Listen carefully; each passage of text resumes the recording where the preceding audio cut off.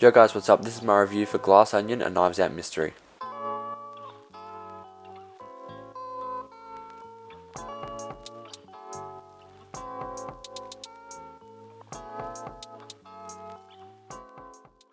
So Glass Onion, a Knives Out mystery, the sequel to the first Knives Out movie, both directed by Rian Johnson, just was released on Netflix, and it came out in theaters about a month ago. I couldn't see it because my local theater was not playing it, so I had to wait till it came out on Netflix, and I did. Came out today, watched it, and yeah, this is my review. This review will have spoilers in it, so here's a warning about that. So if you have not seen the movie, go watch it, and then come back and watch this. But yeah, spoilers ahead. So yeah, I was going to get right into it. Now, I loved the first Knives Out film. I love that movie so much. Like, it blew me away when I first saw it, and yeah, I was very, very excited for this film. I love the cast in it. I love Kathryn Hahn, I love Kate Hudson, I love Edward Norton Jr., Daniel Craig is amazing, of course, Dave Bautista, an amazing cast. So yeah, naturally I was very excited for this movie, seeing as I love the first film. So, general consensus, I really, really liked this movie. I thoroughly enjoyed it. I thought it was really, really entertaining and really good. However, I feel like it did not quite live up to the first film for me. It's probably not. I still prefer the first film to this one. And this isn't necessarily a sequel. It's like a completely different story. It's it's only a continuation of Daniel Craig's character, Benoit Blanc.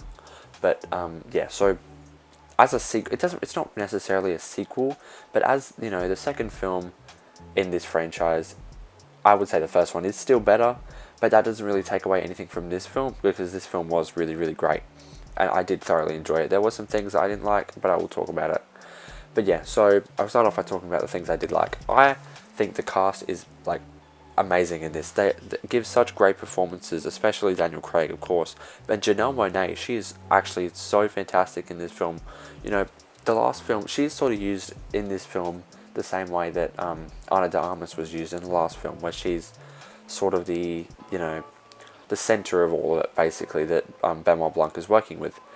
And so that worked really well. And she had to play two characters. She played Andy and she played Helen, the twin sisters, and she played both of them really great. And she gave them each very different personalities. I think she did a perfect job there. She was fantastic. She was definitely a standout in this movie for me. I thought Kathryn Hahn was great. I thought Kate Hudson was great. I thought Dave Bautista was great. I thought Madeline Klein was actually really good. Not that I didn't expect it, but I haven't seen much of her. The only thing I know her from is The Outer Banks. But yeah, she did a really good job. And Edward Norton Jr. did a great job. I think all the cast did a pretty good job, right? With what they were given. So this is sort of where I get into an aspect I didn't like about it. The whole group they call the Disruptors, Claire, Kathryn Hahn's character, Birdie, Kate Hudson's character, Lionel, Leslie Odom Jr.'s character, who was also great by the way, and Duke, Dave Bautista's character. I feel like they didn't have a very big role in the movie. Like they're definitely not as big as the Thrombey family in the first movie. I feel like they were sort of just there, and they all kind of have motive, and you all suspected which one, but it was never obvious. Like it was never. It couldn't have been any of them, because none of their roles were significant enough for it to be a dramatic enough reveal for when it was them. Do you know what I mean? Like so yeah, I feel like their roles just weren't big enough, especially Dave Bautista's, who was like cut short after he was killed, which that's fine. It serves the story. That's part of the story. That's fine, but yeah, I just feel like you get these great actors and you don't give them too much to do, other than like Kathryn Hahn, right? Like they all have stuff to do, and they're all really great in the movie, right? With what they're given, but it just feels like limiting. Like they each get a funny line every now and then, a reaction, and and then a motive, but it's never like. I feel like their roles were never as explored, and I was never engrossed with their characters as I was with the Thrombey family in the last film. So I feel like that is sort of a negative to this movie. It's got an amazing setting. The visuals are great. It's set in Greece, and it's really good. It does a really great job at social commentary on like the 1%. Sort of like Elon Musk types, like billionaires. And I think they did a really good job with that. I was very entertained throughout the whole movie. The way that it sort of switches in the middle from the whole mystery and stuff building up toward like the middle of the film, and then it switches back to Helen, Janelle Monáe's character, Helen / Andy / Janelle Monáe, in quotes. It's very confusing. but then it switches back to her character, and then we get to see all this from her point of view, and her and Benoit Blanc have been working together the whole time. Because I'm not going to talk about the whole plot of the movie because it's pretty convoluted to explain. But if you're watching this and you've seen the movie, so you know what I'm talking about. But yeah, I like the way that it switches perspectives in the middle of the movie. But one thing I felt is that once it did that, once we got the half where it was from Benoit Blanc's perspective and him figuring out, and we don't exactly know what's going on, and then we get the other half from Helen's side, and then the movie's basically over. And I was like, wow, that went really fast. It's a 2 hour and 20 minute film, and it went really fast. And I think it doesn't feel like that much happens in the movie, you know? Like, that's... I know I'm talking a lot of negative stuff about it. I will get to the good stuff in a minute, but it feels like not a lot happened, you know? There was a lot of flashback, which I'm fine with, but in the present day, on the island, it was like, it all takes place in one night. And it's just them, they're in the room, they run out of the room, and they run back in the room, and then it's over, you know? Like, that's all that happened in the present.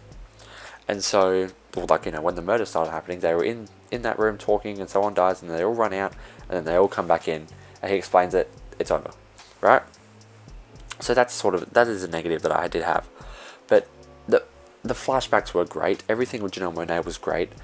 She was very charismatic when she was Helen pretending to be Andy, and she was walking around with, you know, Whiskey, Madeline Klein's character, and she was, you know, getting drunk and doing all that stuff. It was very good. You know, so it was enjoyable. The entire film was enjoyable. It just felt like it went by really fast and not a lot happened. But yeah, Daniel Craig was fantastic as Benoit Blanc. He was, you know, he's actually so great in this role. I think it might be more iconic than his Bond role, which I've saw like a while ago. I have not seen the new one yet, but I feel like this is really where he shines, and he does such a great job on those, you know, those what's the word, the monologues, right, towards the end of the movie and in the middle of the movie where he's working stuff out in his head and you can see him doing it. He does really, really good job, and it's really fun to just see him explain stuff away. So yeah, he's fantastic, right? There's a bunch of cameos in this movie, which, you know, if you're watching this, you already know that, but I really liked them. We got like Jeremy Renner, Ethan Hawke. Who else was there? There was, I think, was that Hugh? I really hope I'm not mistaking it, but was that Hugh Grant that was Benoit Blanc's husband who opened the door? I'm assuming it's his husband. Was that him who opened the door? I think it might have been Hugh Grant. We got Ethan Hawke. There was someone else as well who I'm forgetting. Jeremy Renner. Oh god, there was another one that I thought was really great, but we got Serena Williams. I think that might be it. But yeah, that was really cool. So yeah, the cameos were really good, right? And I was entertained throughout the whole film. The dialogue is sharp and clever. The way they talk to each other is sharp and clever. And you are wondering the whole time, who is it? And then when it's finally revealed to be Miles Bron, the billionaire who invited them all there, it's kind of obvious, but it's also not at the same time, you know? And I was a little bit underwhelmed with the with the killer reveal, because it's like, it's just, you know, like, you could say that in the last movie, Ransom being the killer was obvious as well, but like, it felt really, really obvious, kind of. Like the way when he first saw Andy and she came and he was like so shocked, like, what, you're here? Like, he thought she was dead, right? Because he'd killed Andy, but he forgot about the twin, and he was like, why are you here? He seemed visibly shocked, but then I didn't put it together, but I also kind of did. I was like, there's no way. Like, in the back of my head, I was like, okay, that's just too obvious. Like, it's kind of like, even like, you know, not childish, but like a child could work that out. Like, oh, you're here. Like, oh, I am the one who invited everyone here, and oh, you're here. It just was very, very kind of, but I didn't guess it, right? Because I thought it was too obvious. But then when it was revealed, it was like, oh, okay, like, that's it. But yeah. Anyway, that's basically all the negatives, right? I did really enjoy the movie though. You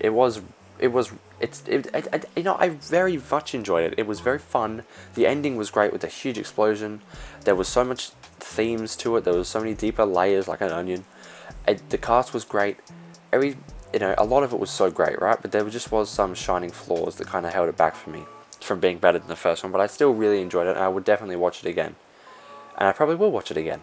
So yeah, I guess that's it for my spoiler review of Glass Onion: A Knives Out Mystery.